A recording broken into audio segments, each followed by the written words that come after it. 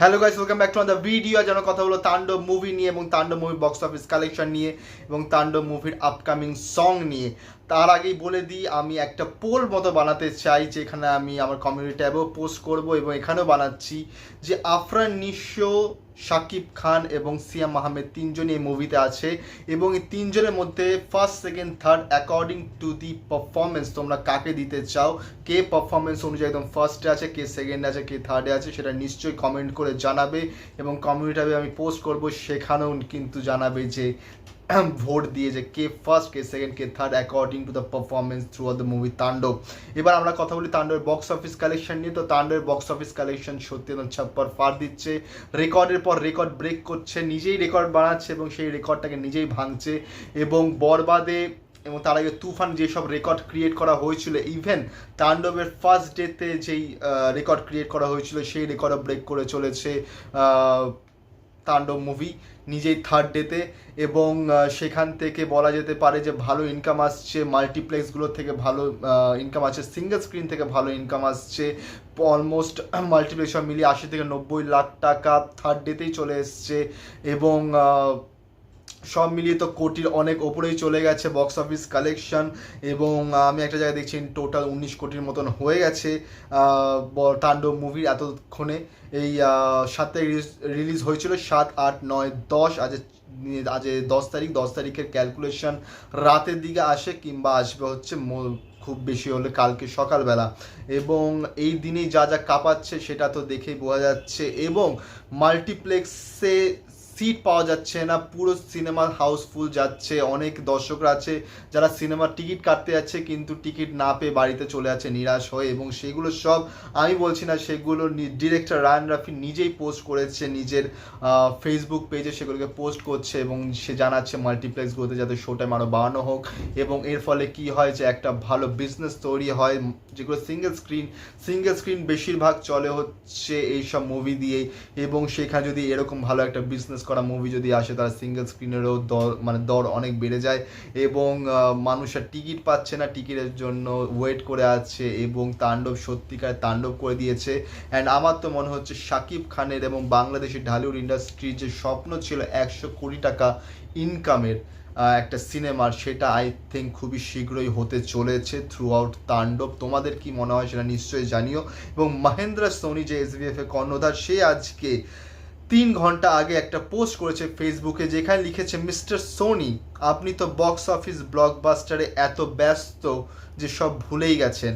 সাকিব আর সাবিরার সবচেয়ে সুন্দর গানটা এখনও রিলিজ করলেন না। আমাদের কিন্তু কন্টেন্টে অ্যাক্সেস আছে, শুক্রবারের আগে রিলিজ করুন, নয়তো আমরা নিজেরাই করে দেব। মানে এইখানে সে দেখাচ্ছে যে এই যে account still hacked, something like that ভাবে সে একটা প্রোমো করছে যেন কেউ তার অ্যাকাউন্ট হ্যাক করে দিয়েছে, অ্যাক্সেস নিয়ে নিয়েছে তার মানে এই যে সব ট্রেলার কিংবা গানের। এবং সেটা ফ্যান্সরা যেন বলছে যে শুক্রবারের আগে যদি গানটা রিলিজ না হয়, মানে আজকে মঙ্গলবার, বুধ, বৃহস্পতি, শুক্র, এই 3 দিন, মানে শুক্রবারের আগে, মানে আজকে কালকার পরশুর মধ্যে যদি গানটা রিলিজ না হয় তাহলে আমরাই রিলিজ করে দেব। এবং কিছুটা এইভাবেই কিন্তু ট্রেলারটাও এসেছিল, যেখানে ট্রেলারটা সত্যি খুবই তারা ভুল করেছে যে সিনেমা রিলিজের পরের দিন রিলিজ করেছে। কিন্তু সেখানেও কিন্তু এরকমভাবেই সে লিখেছিল মহেন্দ্র সোনি নিজের ফেসবুকে, যেন কোনো ফ্যান তার অ্যাকাউন্ট হ্যাক করে একটা ওয়ার্নিংয়ের মতন পোস্ট করেছে এবং ট্রেলারটাকে রিলিজ করে দিয়েছে। এবং সেটাতে আবার রায়ান রাফি কমেন্টও করেছিল যে মহেন্দ্র সোনিদা এটা কী করে হলো, মানে যেন তারা জানেই না, এরকমভাবে একটা প্রমোশন করছে। আমার মনে হয় প্রমোশনটা যদি সিনেমা রিলিজের আগে হতো তাহলে আরও বেশি ইম্প্যাক্টফুল হতো। এবং তার থেকে বোঝা যাচ্ছে যে শাকিব খান এবং সাবিলা নূরের যে সুন্দর গানটা, সেটা আসতে চলেছে।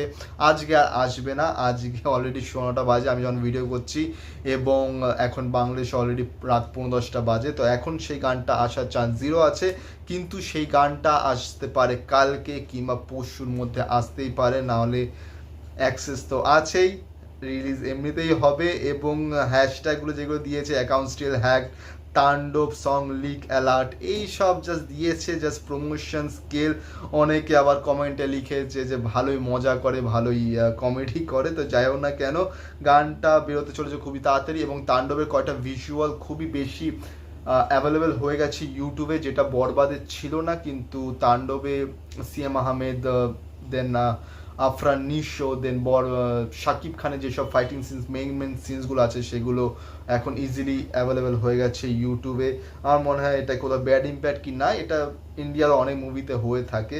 এবার দেখো যারা ফ্যান্স যারা দেখবেই তাদের কাছে এগুলো কোনো ম্যাটার করে না, তারা দেখতে যাবেই।